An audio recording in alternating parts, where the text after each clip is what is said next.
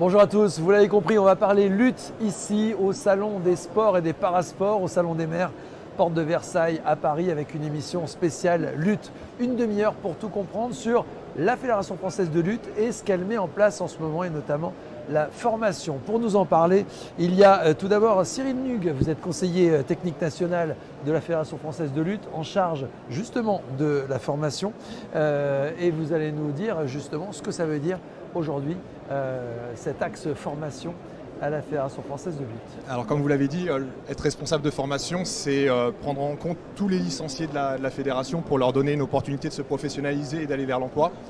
Et à ce titre, au nom de la fédération, on est en train de développer un organisme de formation qui va permettre en fait d'avoir une offre aussi bien sur des diplômes d'État que de pouvoir après aller sur d'autres spécialités pour pouvoir répondre à toutes les demandes de notre réseau. Eh bien, on va en parler. Et justement, celle qui illustre ce que vous êtes en train de dire, puisqu'elle est en train de se lancer justement dans la formation, c'est Gaëlle Ruiz. Bonjour. Bonjour. Donc, ex-lutteuse, vous luttez encore? Je lutte toujours, oui. Voilà, bon, alors j'allais dire ancienne lutteuse parce que ça fait longtemps, vous avez 25 ans, dont 19 ans de lutte. Et vous êtes agent de développement au comité régional Île-de-France de lutte. C'est ça. Et vous êtes en train de suivre justement ce parcours pour aller jusqu'à la formation. Ouais. C'est pour moi la suite logique en tant que lutteuse passionnée de la lutte discipline, enfin de la discipline féminine. Pour moi, c'est une suite logique de pouvoir passer le relais aux futures générations. C'est une suite logique, mais qu'il fallait mettre en place, et c'est ce qu'est en train de faire la Fédération française de lutte avec son nouveau DTN, son nouveau directeur technique national, c'est Jean-Yves Robin. Bonjour Jean-Yves. Bonjour. Vous êtes arrivé juste avant l'été à la Fédération, à ce poste de DTN, et clairement tout de suite, vous avez mis la formation on va dire en pilier de votre parcours. Oui, en effet, parce que la commande initiale du ministère, c'est la restructuration de la fédération, qu'elle soit administrative, financière ou organisationnelle. Et en matière de développement, le meilleur moyen de maîtriser les outils de développement, c'est de savoir les utiliser. Et pour ça, il faut être bien formé et, si possible, concourir à une professionnalisation de cette formation. Et c'est l'objectif commun qu'on s'est donné à la gouvernance fédérale et la direction technique nationale sur ce projet. Alors, est-ce qu'on peut faire un point sur une photo, on va dire, là, on est en 2025, en novembre 2025, où en est la Fédération française de lutte?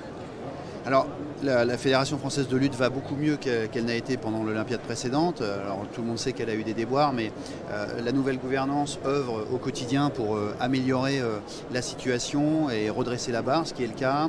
Il y a une nouvelle dynamique avec mon arrivée au sein de la direction technique nationale. L'équipe est constituée. Et puis, ce projet d'école de formation qui va être l'outil, je dirais, le bras armé, je dirais, de la formation au sein de la fédération, va nous permettre de fédérer clairement tous les acteurs de la lutte autour de ce projet de formation, et qui doit concourir après à consolider de l'emploi et ainsi permettre à toutes nos structures de se développer.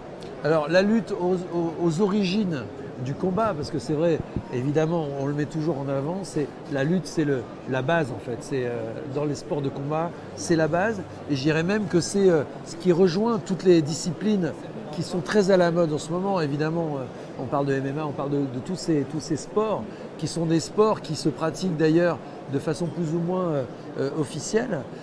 Est-ce que la lutte a justement, Gaëlle, vous qui êtes une lutteuse féminine, est-ce que la lutte, c'est un sport qu'on devrait conseiller à tous ceux qui ont envie de se lancer dans les sports de combat?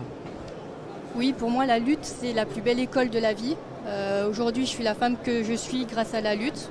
Dans votre vie de tous les jours, dans votre façon d'aborder la vie et les problèmes de la vie. Ouais. On aborde mieux les choses, on peut appréhender certaines situations, et je pense qu'au niveau du caractère et en termes aussi physiques, parce que la lutte, c'est une belle discipline qui est assez dure, faut le dire quand même, mais c'est une super discipline. Et par exemple, pour des jeunes enfants qui hésitent à venir s'inscrire à la lutte, faut surtout pas hésiter, parce que on devient des hommes et des femmes exceptionnels. Alors, pour ça, en effet, on pousse les portes d'un club, c'est déjà très bien, mais après, il faut être reçu, il faut être encadré. Alors, justement, on va voir avec vous, Cyril, concrètement, vous êtes en train de mettre, donc, avec l'arrivée du nouveau DTN, cette filière formation, on va dire. Et concrètement, c'est quoi? Il y a une école? Oui, alors en fait, on forme nos encadrants, animateurs, entraîneurs, qui sont un peu deux métiers différents. Déjà sur les premières bases que vous avez données, c'est-à-dire savoir accueillir dans de bonnes conditions, on va dire s'atteler à répondre aux demandes des gens qui viennent, rassurer les parents, parce qu'une discipline de combat, forcément on a besoin aussi de rassurer les parents. Et ensuite derrière, prendre les caractéristiques des publics pour bien les accueillir, mais aussi pour leur permettre de progresser à leur rythme vers leurs objectifs personnels, mais aussi de la discipline. Donc en fait, que ce soit sur des formations d'État, comme les BPGEPS, les DE ou les DES, ou que ce soit sur des formations professionnelles continues, qui sont en fait des petits super pouvoirs qu'ils vont développer pour être plus efficaces dans leur encadrement, on va faire en sorte de les faire monter en compétence avec une équipe pédagogique suffisamment solide et qu'on a recruté à travers notre réseau pour leur permettre en fait d'aller vers leurs objectifs personnels.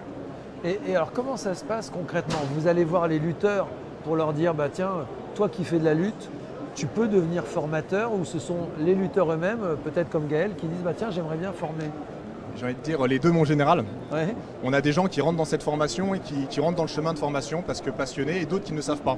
Souvent à la lutte, on a eu un discours de dire la lutte ne paye pas, la lutte ne permet pas d'en faire un métier, ce qui est complètement faux actuellement. Sauf que la lutte uniquement sous un prisme de compétition n'est pas forcément quelque chose de porteur. Et nous, notre idée, c'est de continuer à amener les gens vers un parcours pour encadrer de la performance, mais aussi vers encadrer d'autres publics, et donc rayonner autour du club et rayonner dans la commune ou dans l'agglomération où il se situe. Donc nous en fait on va les chercher, notre premier objectif est de communiquer finalement sur ce qu'on va faire, qu'est-ce qu'une formation, qu'est-ce que la fédération leur amène, quels sont les débouchés, pour ensuite derrière pouvoir les accompagner tout au long d'un parcours de formation qui va leur permettre de s'épanouir dans notre discipline. Alors Jean-Yves Robin, Cyril Nung vient de nous le dire, le club évidemment c'est intra-club, dans le club, mais de plus en plus aussi dans la commune. On a le CNOSF via Amélie Oudéa-Castéra qui l'a annoncé hier. Il y a le sport qui est devenu la grande cause municipale. Donc on demande aux mairies de donner accès au sport et évidemment avec les clubs. Et là, la lutte a vraiment un coup à jouer en fait. Alors, je suis tout à fait d'accord avec vous parce qu'effectivement, on a une diversité d'activités qui va bien au-delà du tapis, je dirais, et du club. Voilà, parce que, et je pense que je fais un appel à tous les maires qui sont ici présents parce qu'on a la capacité de répondre à vos demandes, parce que nos éducateurs sont capables de rentrer dans tout type de quartier. Quartier politique de la ville, c'est notre terrain de jeu. Clairement, mais on a aussi l'ambition de développer le développement de la lutte en milieu rural. Donc c'est aussi quelque chose qui peut intéresser, avec des tapis d'évolution qui peuvent être multifonctions, donc qui ne peuvent pas servir qu'à la lutte, mais qui peuvent aussi servir à d'autres activités et avec une vitesse de déploiement qui est hyper rapide. Alors, donc, oui, on a une vraie diversification. C'est-à-dire qu'un village, il a, on va dire, un dojo. Oui. Multi-activité, c'est ça? J'appelle ça un dojo parce que... Oui, mais en fait là où il y a une salle d'évolution, que ce soit un dojo, que ce soit même une salle des fêtes, que ce soit... On peut le faire. On a un tapis qu'on déroule vite fait très rapidement avec une épaisseur qui nous permet... Parce que nous, les tapis de dojo sont plutôt abrasifs pour notre pratique. Alors nous, il nous faut... Mais par contre, ces tapis peuvent être utilisés dans l'option multisport, des activités pour les plus petits, de développement de la motricité et ainsi de suite, parce que nous, on est aussi axé là-dessus dans notre politique de formation. Et donc d'ailleurs, on a l'opportunité comme ça de se diversifier. Parce que l'idée, c'est quoi? C'est de changer un petit peu la vision du modèle économique des clubs de lutte pour qu'ils puissent se diversifier et qu'ils aient l'opportunité à la fois de développer le club en interne, mais aussi en externe, en créant, grâce à l'aide de la commune, voire de l'intercommunalité, d'accord, une vraie politique de réseau dans le domaine de la santé et dans divers acteurs de prévention, mais également aussi des activités comme le milieu rural, le milieu carcéral. Voilà, c'est des choses qu'on peut faire. Et alors ça, quand on s'adresse en effet à un maire, un président de communauté de communes, là, on a intérêt à être clean, à être bien structuré, à être bien formé. Et donc finalement, c'est pour ça aussi peut-être que vous mettez la formation en clé de voûte de tout ce que vous faites, parce que quand on s'adresse aux élus, il faut montrer que le club lui-même est suffisamment structuré pour encadrer les citoyens qui viendraient. Tout à fait. Et d'ailleurs, l'école travaillera aussi sur des modules de formation à l'intention des dirigeants, pour que les dirigeants soient mieux armés pour pouvoir répondre, je dirais, aux doléances spécifiques de leur réseau local. Et ça, c'est fondamental, puisqu'en fait, ce qu'on souhaite pour les dirigeants, c'est que les clubs de lutte aient un vrai ancrage dans le réseau communal et intercommunal dont ils doivent être les acteurs principaux. C'est ça l'objectif. Et on va avoir des formations dédiées avec un accompagnement, et peut-être même que si le développement qu'on souhaite faire, avec l'ambition qu'on souhaite porter à ce développement, on aura peut-être, si vous voulez, une logique de un peu pôle emploi lutte, où en fait on forme les gens et on les met en relation avec des employeurs potentiels et on accompagne les développements sectoriaux. C'est ça l'idée. Et notamment dans des quartiers où justement il y a une rupture entre la population et le monde du travail. Alors, il y a ce paramètre-là, mais il y a aussi le paramètre où, par le biais de la lutte, elle a dit, c'est une école de la vie, mais c'est aussi la lutte permet aussi de garder un lien social, des fois avec pas mal de personnes qui peuvent peut-être être un peu marginalisées, je dirais, dans certains territoires. Et nous, on a cette opportunité où, en fait, sur un tapis de lutte, tout le monde est égaux.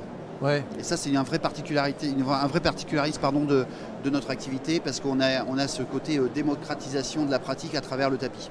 Une inclusivité. Gaël, quand on arrive sur le tapis aussi, quand on lutte, on est en contact direct avec une autre personne. Donc j'imagine aussi que cette relation, pour certaines personnes qui sont un peu désociabilisées, déjà de pouvoir prendre quelqu'un, toucher quelqu'un, essayer de la faire tomber, c'est aussi, j'imagine, une démarche qui est intéressante pour vous. Oui, justement, les coachs sont formés pour amener justement cette préhension. On ne vient pas au corps à corps directement. Si, par exemple, un jeune ou un adolescent, souvent c'est à cet âge-là, appréhende un petit peu ce contact, et le coach va aller progressivement au corps à corps. Faut surtout pas avoir peur de ça. On est dans une population évidemment plurielle, déjà au niveau du sexe, donc vous incarnez en effet le fait que la lutte évidemment est masculine et féminine, aussi de toutes les religions, et ça aussi le tapis il est fédérateur là-dessus, c'est-à-dire qu'en fait vous disiez on est tous égaux quand on fait de la lutte, c'est-à-dire qu'on ne cherche pas quelle est la religion de l'autre. Et ça, est-ce que c'est quelque chose que vous ressentez, et notamment au comité régional d'Île-de-France? Pour moi, la seule différence qu'il peut y avoir sur un tapis, c'est la catégorie de poids. Ouais. Voilà. Montre-moi ta balance, je te dirai qui tu es, et pour le reste, on laisse ça en dehors du tapis, évidemment. La formation, vous êtes arrivé en juin. Ça y est, c'est en place depuis la rentrée, j'imagine. Les fruits vont arriver quand de cette formation? Alors, les premières formations, on va les décliner sur un catalogue de formations qui s'amorcera à partir de février-mars, les premières formations, je dirais, de formation professionnelle continue, comme a développé Cyril tout à l'heure. Et puis après, sur les formations d'État, on a l'ambition de sortir notre premier BP porté par l'école en septembre-octobre 2026, sur le territoire parisien. D'accord, donc il y aura une école à Paris qui s'adressera uniquement aux pratiquants d'Île-de-France ou Non, c'est recrutement national. L'idée, c'est que la territorialisation, effectivement, est parisienne, parce que c'est une école qui sera attenante et conventionnée avec la fédération directement, mais notre site de formation sera parisien, parce que c'est central, en fait. Ouais. Et ça offrira une diversité de formations.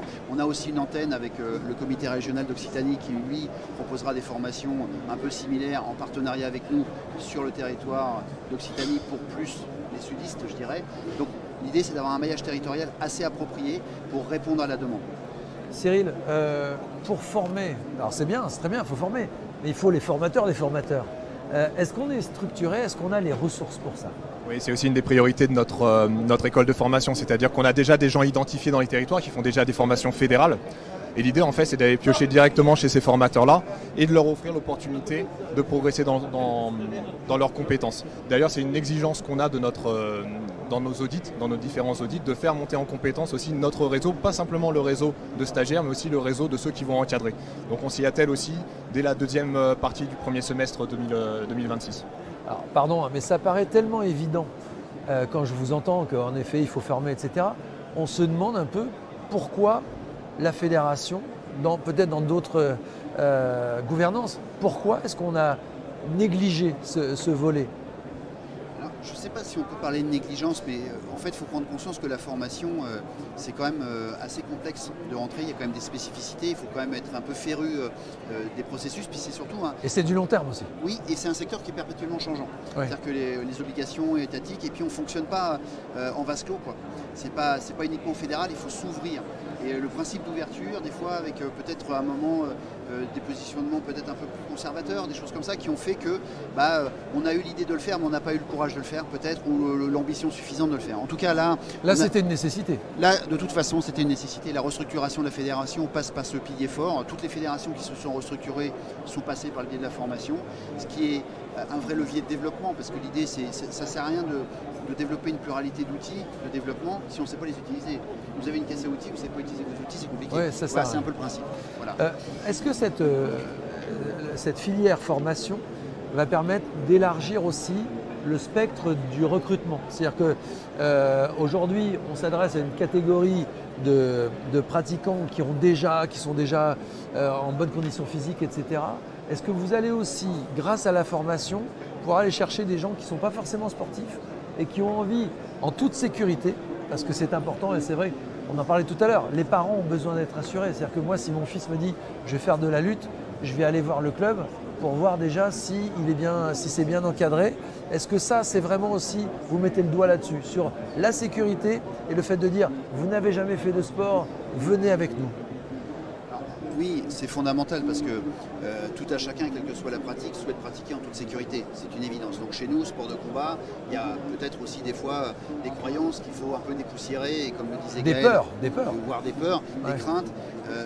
Ça, on est à cette logique. Mais il faut savoir que dans toutes nos formations, il y a des modules qui sont propres à tout ce qui est lutte contre les violences, les incivilités et ainsi de suite. C'est-à-dire que tous nos éducateurs sont formés naturellement à tous les étages de façon récurrente, je dirais, à l'évolution de l'appréciation du public en toute sécurité. Ça, c'est important et c'est même, je dirais, le fil rouge de toutes nos formations, bien au-delà de l'acquisition technique ou de l'accueil du public en toute sécurité dans une démarche vraiment éthique et déontologique. C'est vraiment la vertu première de la nouvelle gouvernance. Et ça, on s'y attelle tout particulièrement. Et d'ailleurs, on travaille de pair avec le Conseil régional d'Île-de-France qui nous soutient dans cette démarche avec un processus. Voilà, on a des référents laïcité et ainsi de suite parce que le but du jeu aussi, c'est que le tapis soit aussi un moyen d'expliciter ce que c'est que la laïcité en France. Oui, et c'est vrai que par exemple le judo met beaucoup en avant le code moral du judo qui reprend les valeurs. C'est ça aussi en fait la lutte. La lutte apporte des valeurs. Quelqu'un qui arriverait de façon un peu énervée en disant « ouais, moi je veux combattre », en fait vous allez le remettre dans quelque chose de plus sain. En fait, on a tout un tas de publics différents qui viennent dans nos clubs et en effet, on a certaines personnes qui viennent avec une représentation de notre activité et on ne peut pas lui enlever, c'est d'ailleurs ce qui l'a fait venir, donc il faut qu'on la prenne en compte. Pour autant, derrière, on aura la possibilité de bien l'orienter dans les associations. On a la chance d'avoir des associations qui ont de plus en plus de créneaux au niveau des créneaux de gymnase disponibles, donc on a la possibilité de les orienter vers ce qu'ils attendent. Et à partir de ce moment-là, dès qu'ils rentrent dans le moule en fait, qui leur convient, très rapidement les représentations diminuent et on rentre vraiment dans l'activité. Et comme le disait Jean-Yves, en fait, on a un fil rouge où la lutte, finalement, dans nos formations, je dirais, est presque un prétexte. L'entrée est toujours par les valeurs, est toujours par la sécurité, la prise en compte du public. Et à partir de là, on est capable de déployer notre stratégie sur les attentes de nos publics. C'est vraiment ça qui est le socle de notre OF, de notre organisme de formation. Gaël, est-ce que vous le ressentez, ce que dit Cyril là? C'est que la lutte, finalement, bon, ok, c'est ce qui rejoint, c'est ce qui fédère, mais que finalement, ça va au-delà du sport. Bien sûr. Si je peux parler de mon cas, la formation, ça a toujours été le fil rouge de ma vie. J'ai un niveau en lutte, je me focalise pas que là-dessus. La lutte m'a permis d'avoir un métier aujourd'hui, d'avoir des diplômes, de devenir la femme que je suis. Maintenant, avec les formations que j'ai passées avec la fac, j'ai passé un diplôme d'État, là je vais passer mon concours pour intervenir au niveau de la fédération et ensuite donner envie aux jeunes filles et aux jeunes garçons de venir pratiquer la discipline de la lutte parce qu'en fait je suis tellement passionnée, j'ai tellement envie qu'on reconnaisse la lutte pour le sport que c'est et que je dois vraiment m'investir à fond là-dessus. Alors on voit, Gaël, ça y est, elle a une démarche professionnelle. Évidemment, tous les lutteurs ne deviendront pas professionnels dans le secteur, mais c'est vrai, Jean-Yves, que la professionnalisation, ça doit être aussi le noyau dur de tout ce qui se passe dans cette fédération. Alors, ça, c'est une évidence parce que malheureusement, ce tournant de l'encadrement professionnel au sein de la fédération lutte, il n'a pas encore été pris. Donc charge à nous de bien l'expliciter pour que les gens s'approprient ce concept parce que avec un modèle économique retravaillé, avec une structuration émancipée, on peut avoir des gens qui puissent vivre au quotidien du travail de la lutte. Donc avec des contrats d'emploi temps plein. CDI, des CDI, des CDD, des auto-entrepreneurs, enfin toutes les stratégies d'employabilité sont tout à fait évocables et possibles dans notre secteur d'activité. Mais il faut aussi, on a la possibilité aussi d'avoir des gens qui viennent chercher un diplôme et que ça leur fera une activité annexe. C'est-à-dire qu'ils pour intervenir en club de 4 à 8 heures par semaine, en marge d'un premier métier qui est complètement en dehors de la lutte. Et nous, de toute façon, il faut qu'on se réserve le droit de pouvoir, je dirais, régulariser toute situation, parce que le bénévolat, au bout d'un moment, va s'essouffler. Il faut qu'on ait l'opportunité de structurer nos clubs, les tirer vers le haut, et qu'on ait cette formation. Mais par contre, on n'occulte pas le fait aussi d'accueillir des gens qui ne sont pas forcément issus de notre milieu, de notre écosystème, je dirais, premier, mais qui sont des cousins, qui viennent éventuellement de sports de combat, parce qu'on a pas mal de clubs qui ont des sections diverses ou qui font partie de clubs d'activités pugilistiques, je dirais, voilà, avec des combattants de MMA ou des combattants du JJB, ainsi de suite, qui traînent un peu dans nos structures. Donc c'est des gens aussi qu'on peut accueillir, qu'on peut former sur des formations qui sont dédiées, spécifiques, ainsi de suite, et qui peuvent ainsi redonner un investissement professionnel et donc encadré. Voilà. Vite fait sur la typologie des diplômes, le BP c'est plutôt un agent de développement lutte, d'accord. Le DE c'est un entraîneur de lutte, et puis le DES c'est un entraîneur expert. Donc, voilà, on est un peu la hiérarchie de notre diplôme professionnel qui permet d'enseigner contre rémunération. D'accord, mais qui dit professionnalisation dit employeur qui paye. Alors comment avoir les ressources nécessaires? Par exemple, Gaël, vous avez un salaire, Gaël. C'est-à-dire qu'en fait il y a un écosystème qu'il faut monter d'un cran, parce qu'à partir du moment où il y a des salaires, où il y a des charges salariales, enfin on connaît tout, comment on fait? On fait déjà, il faut que le modèle économique du club, déjà il y a une part de cotisation qui va venir alimenter naturellement l'emploi, mais ça ne suffira pas, on est bien d'accord. Par contre, ce qu'il va falloir faire comprendre, c'est que le club, c'est là où il doit s'externaliser en faisant de la prestation extérieure. Et donc créer des ressources. Voilà, c'est là où nous, on va développer des principes de lutte santé. Voilà, comment on peut lutter, par exemple la lutte sur ordonnance, comment on peut avoir une pratique de lutte qui peut lutter contre des maladies cardiovasculaires ou des choses comme ça. Quand on fait ça, on facture et donc ça nous fait rentrer de l'argent. Ça permet d'alimenter l'emploi. Et théoriquement, si l'éducateur il est bien formé, qu'il est motivé, il doit pouvoir s'auto-alimenter. C'est ça l'idée en fait. C'est pour ça que les auto-entrepreneurs, le statut dans un premier temps sera peut-être le statut privilégié avant d'aller vers une structuration salariée. Cyril, est-ce que ça vient assez vite, ce problème du salaire, de combien je vais gagner, etc., quand on parle de formation et de professionnalisation? Oui, il y a l'aspect financier, de savoir combien je vais être rémunéré, ce que je vais pouvoir faire ensuite avec ce salaire, et puis avoir son projet de vie. Mais pour revenir un petit peu sur la question, on a aussi la montée en compétences indispensable des dirigeants. C'est-à-dire qu'actuellement, on a aussi une crainte chez nos dirigeants sur la partie administrative, juridique, économique de cet emploi. Et donc nous, notre mission aussi avec l'organisme de formation, c'est de monter ces dirigeants en compétences pour leur faire comprendre que finalement, ils sont accompagnés par différents dispositifs d'État, que nous, on est en mesure de leur amener du savoir et des compétences, et qu'après, à la suite de ça, ils peuvent encore être accompagnés par les conseillers techniques régionaux, CTR, qui sont du ministère des Sports, ou par des salariés des comités régionaux, qui peuvent leur permettre de développer et de pérenniser l'emploi.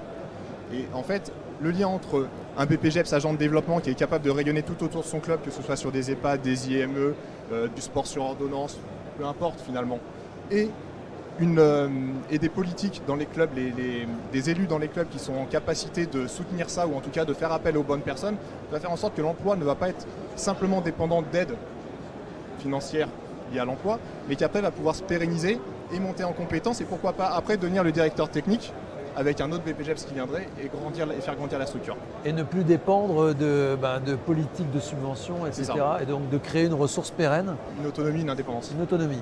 Gaël, justement, donc vous allez, j'ai l'impression que vous serez l'élève, une des élèves du prochain cursus, j'ai bien compris. Mais dans 3-4 ans, vous vous voyez où? Dans 3-4 ans, je me vois à un poste plutôt important. Ça commence déjà parce que là, depuis un mois, je fais partie des sélectionneurs des jeunes, donc des moins de 17 ans, avec ma partenaire Julie Sabatier. On travaille en binôme. Donc déjà, en début de carrière, avoir ce rôle-là, cette mission de repérer les jeunes athlètes pour justement l'avenir. J'espère que ça va suivre sur du senior. Sur du senior, vous avez 25 ans, à 30 ans, vous serez évidemment professionnel de la lutte, ça se voit, vous l'êtes déjà et ça va augmenter évidemment. Ce que disait Cyril à l'instant sur le sport sur ordonnance, les IME, etc., c'est quelque chose qui vous donne envie aussi de sortir le tapis de ce cadre purement sportif? Bien sûr, c'est toute la lutte en fait, c'est pas juste le haut niveau. Le sport santé, ça représente les mères de famille, les personnes qui veulent juste voir du monde, qui veulent se remettre en forme. Voilà, la lutte, il ne faut pas voir juste la performance en compétition, le haut niveau, c'est vraiment tout un ensemble. Et il y a tellement de choses à faire dans cette discipline qu'il y en a pour tout le monde. J'ai une image en tête, là. Il y a une amie qui me racontait très récemment que ses enfants ados, son fils et sa fille, souvent sur le canapé, en fait, s'amusaient. Et en fait, c'est de la lutte ludique. Et elle me parlait de cohésion, que quand ils faisaient ça, elle les laissait faire parce que finalement, c'est comme des frères et sœurs, enfin ce sont deux frères et sœurs, et qui sont en cohésion parce qu'ils ont fait ce petit moment de lutte. C'est ça aussi en fait. C'est cette fameuse préhension d'aller au contact de l'autre et finalement de jouer à faire tomber l'autre. C'est une cohésion en fait qui sort de ça, qui est complètement. née de ça. En fait, la lutte c'est assez fusionnel, hein. C'est un échange assez fusionnel. Il faut, on est au contact, la distance est très très courte, hein. Et puis il y a le combat au sol, il y a le combat debout, il y a plein de techniques. Et c'est pour ça que Gaël est vraiment un exemple à suivre parce qu'on a cette volonté de féminiser la pratique, mais la féminisation de la pratique passera par aussi le développement de l'encadrement au féminin. Ça, c'est une évidence. Et c'est là où cette cohésion, avec cette touche féminine, je dirais, va encore se sublimer. Oui, ça va sublimer. On voit, on le disait, et d'ailleurs c'était le générique de départ, c'est un sport de tradition ancestrale, c'est un des plus vieux sports qui existent, mais on sent que là, la mutation, elle est rapide. Et on est en pleine mutation.